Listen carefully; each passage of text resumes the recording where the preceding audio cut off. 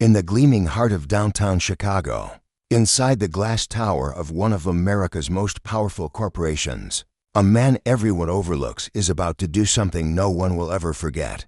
For 15 years, he's been the janitor who cleans up other people's messes. But today, the mess is bigger than anyone in the building can handle, and the man they've laughed at for years is the only one who can fix it. And before we dive in, make sure you subscribe so you don't miss stories like this one.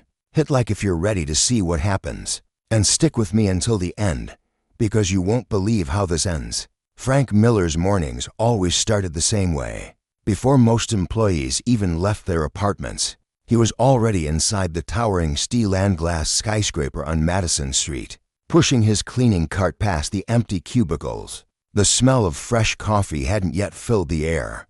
The elevators still hummed quietly, waiting for the 8 a.m. rush. At 64, Frank had mastered the art of moving unseen.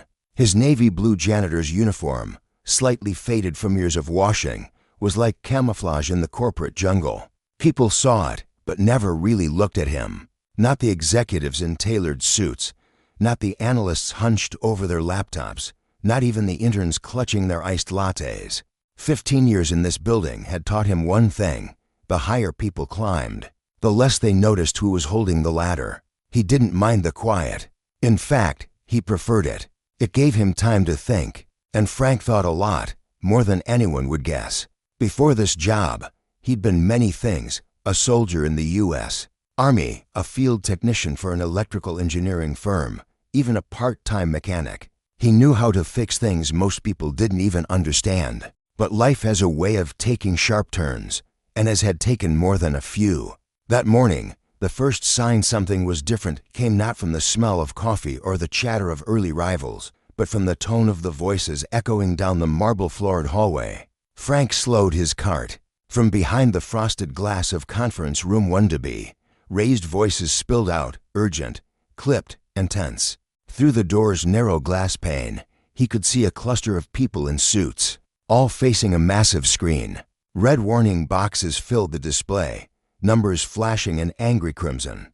In the center of it all stood Bradley Cooper, the finance department manager. Tall, broad-shouldered, perfectly groomed hair, the kind of man who wore arrogance like a second skin. He was surrounded by his team, all furiously debating, gesturing, and pointing at spreadsheets. Frank wasn't trying to eavesdrop, but as he replaced the trash bag near the doorway, a few words caught his ear. Systems completely frozen. If we can't get these transactions cleared by EOD, we're talking millions in penalties. Frank frowned. He didn't need the full picture to know this was bad. Really bad. And what they were describing sounded familiar.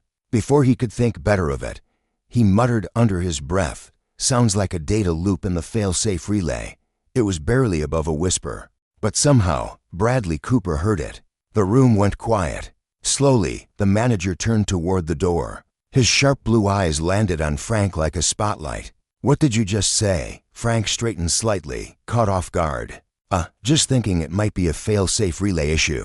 "I've seen." Bradley's lips curled into a mocking smile. "Oh, well, thank God. The janitor's here to save the day." A few chuckles rippled through the room. Bradley didn't stop. "Tell you what, Miller.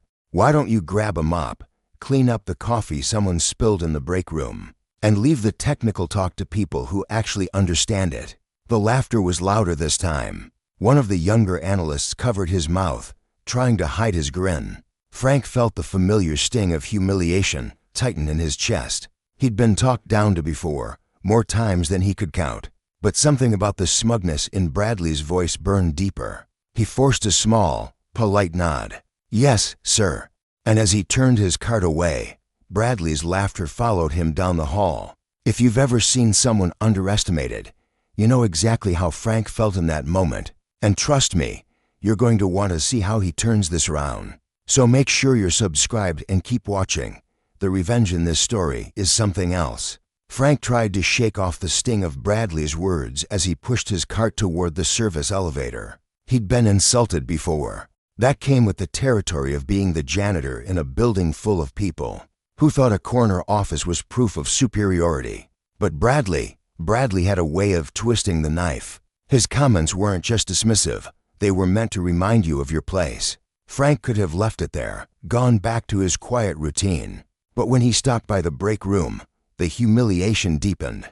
Bradley was there, leaning against the counter with two of his analysts. They weren't even pretending to have a private conversation. "Seriously, can you believe the janitor trying to play tech expert?" Bradley said with a smirk. "Next thing you know, he'll be asking for a corner office." The younger analyst chuckled. "Maybe we should bring him into the meeting, see if he can fix the stock market while he's at it." Laughter erupted again. Frank set down his trash bag, keeping his eyes on the coffee machine. He didn't give them the satisfaction of seeing a reaction. But inside, something shifted. This wasn't just about being ignored. This was deliberate. Bradley's voice carried on, loud enough for Frank to hear every word. "Some people just don't know their lane. You push a broom, you push a broom. That's it. Don't come in here talking about things you'll never understand." Frank tightened his grip on the coffee pot he was cleaning. His knuckles whitened. That meeting in Conference Room 1B wasn't just some ordinary hiccup in the company's systems. It was a crisis, and Frank had recognized the root cause instantly because, years ago, he'd built similar systems. He'd been the guy people called when no one else could figure it out. Now he was just the janitor. Bradley didn't know who he was talking to. Frank glanced up at the wall-mounted clock. If what he suspected was true, the company had less than 12 hours before those systems locked up completely. And when they did, millions of dollars in transactions would be stuck, possibly triggering audits, penalties, and furious calls from clients. But here's the thing about being invisible: when no one sees you, they also don't see you coming. Frank quietly returned the coffee pot to its place. He didn't say a word to Bradley, because he'd already decided he wasn't just going to solve their problem. He was going to make sure everyone knew exactly who saved the company and who almost let it burn to the ground.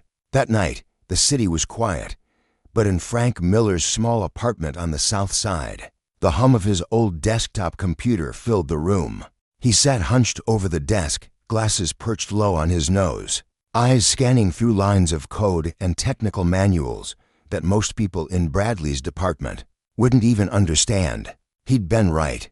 The system failure they were panicking about wasn't just a minor glitch. It was a cascading error triggered by a loop in the fail-safe relay, the kind of thing that could cripple the company's transaction processing overnight. Frank leaned back in his chair, memories flooding in. Years ago, back in his Army days, he'd been responsible for maintaining complex communications systems. Later, in the private sector, he'd worked on high-level server maintenance. Before outsourcing and layoffs wiped out his position, he knew this system. He knew it better than anyone still working in that building, and he could fix it. But here was the dilemma. If he just walked in tomorrow and told them the solution, Bradley would take the credit, and Frank would still be the invisible janitor. No, not this time. Frank started scribbling on a yellow legal pad, mapping out exactly how he could implement the fix without them knowing it was him. At least not right away. He wanted the reveal to hurt.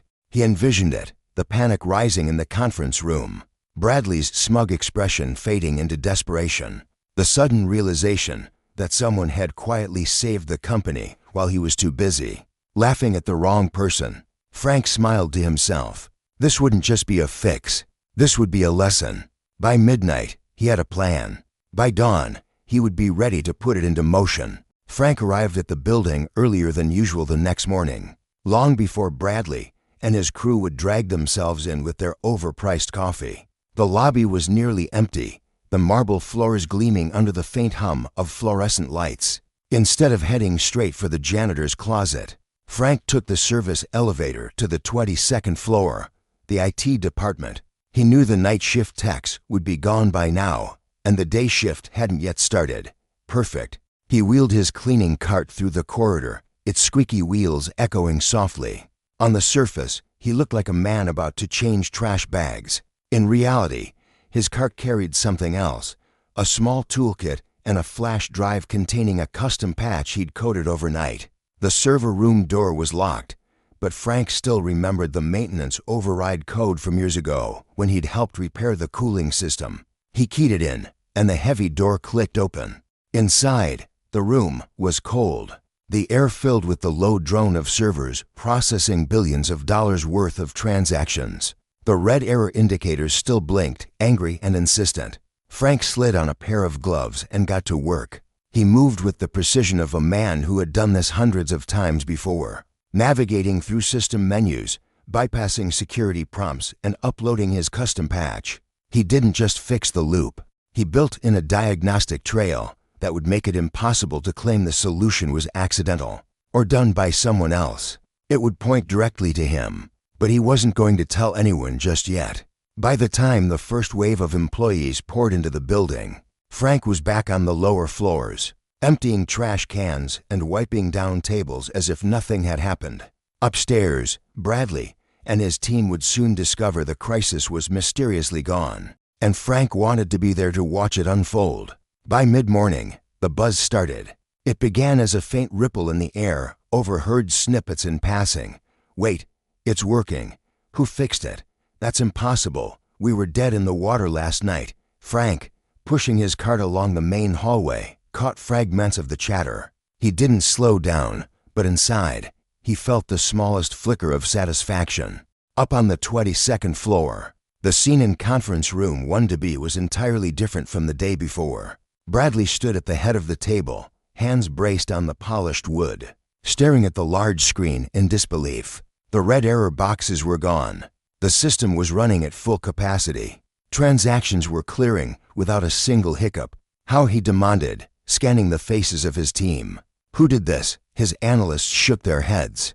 One of them ventured, "Maybe the system reset overnight." Bradley slammed a hand on the table. "Don't give me maybe. We were stuck on this for days. Met, Caltech, outside consultants. No one had the answer. And now, magically, it's fine." "No. Someone touched it." IT was called in. The head technician flipped open his laptop, pulling the server logs. His brow furrowed almost immediately. "This is interesting," the tech murmured. "There's a manual patch installed, not a vendor update." "Custom work." Bradley's eyes narrowed. "Custom work by who?" The tech scrolled, then stopped. "It's logged under an old maintenance access profile. Hasn't been used in years." Bradley leaned closer to the screen, reading the profile name. It was simple, direct, and unmistakable. Miller. F. Bradley straightened, slowly, his jaw tightening. "You've got to be kidding me." Somewhere down on the lobby floor, Frank emptied a wastebasket, completely unaware, or so it seemed, that his name was now echoing through the top floors of the building. By early afternoon, Frank was wiping down a table in the executive lounge when 2 men in tailored suits approached him. They weren't security. They were from upstairs. "Mr. Miller," one of them said, his tone clipped but respectful. "Bradley Cooper would like to see you in conference room 1-B. Right now."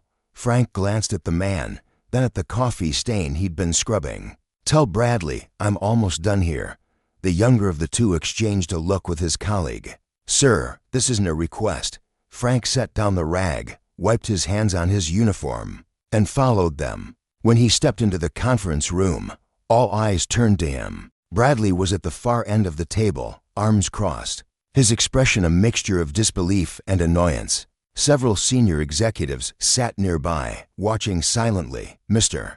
Miller," Bradley began, leaning forward. "IT tells me you installed a custom patch on our servers last night. Care to explain how a janitor even knows how to do something like that?"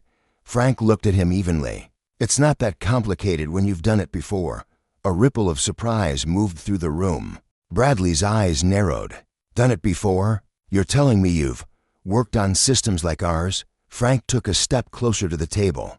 "Before I was cleaning your floors, I was maintaining high-level communications networks for the U.S. Army. After that, I worked in systems engineering for 15 years. You were about 12 when I was keeping operations running that were worth more than this entire company's quarterly revenue." Bradley's smirk faltered. One of the executives spoke up. "And you fixed the issue we've been paying outside consultants to solve for weeks." Frank didn't hesitate. "Yes. And I did it before it cost you millions." Silence. The kind of silence that fills a room when the truth is too big to ignore. Bradley shifted uncomfortably. "You could have said something." Frank's eyes didn't leave his. "I did." "You laughed. that landed like a punch. Nobody in the room dared speak. Frank turned toward the door. "If that's all, I have work to do." And just like that, he walked out, leaving Bradley and the executives staring after him, the weight of his words hanging heavy in the air. The next morning, Frank arrived to find the atmosphere in the building different. People who had ignored him for years now made awkward attempts at eye contact. A few even mumbled, "Good morning, Mr. Miller," by 10 a.m. An email went out from the CEO's office, subject, "Outstanding contribution to company operations effective immediately. Frank Miller is recognized for his exceptional technical expertise in resolving the recent systems crisis. His actions prevented significant financial loss and ensured operational continuity." The email was short, but it sent a shockwave through the company. Frank's name was everywhere, whispered in cubicles, discussed in the break room, even trending on the company's internal chat boards. Bradley, meanwhile, was noticeably quieter. Word had spread about how he'd mocked the man who ended up saving the entire operation. Some employees stopped looking at him with admiration and started looking at him with something closer to pity or disdain. By lunchtime, Frank was called to the executive floor again. This time, there was no interrogation. The CEO himself shook Frank's hand, thanked him publicly, and offered a modest bonus, along with an invitation to consult part-time with the IT department. Frank accepted, but politely declined the full-time role. "I'm fine where I am," he said. "Besides, I like seeing the whole picture from down here." As he left the room, Bradley avoided his gaze entirely. That afternoon, as Frank polished the marble in the lobby, a young analyst approached. "Mr. Miller, I just wanted to say I'm sorry for, before." Frank gave a small smile. "You'll learn. The person you least expect might just be the one holding everything together." And with that, he went back to work, as calm and invisible as ever, except now, the whole company knew exactly who he was. And if you've made it this far, I'd love to hear from you. Drop a comment below. What was your favorite part of Frank's story? If you enjoyed it, hit that like button. Make sure you subscribe for more stories like this. And share it with someone who loves a good revenge story, because sometimes the quietest person in the room is the one you should be listening to.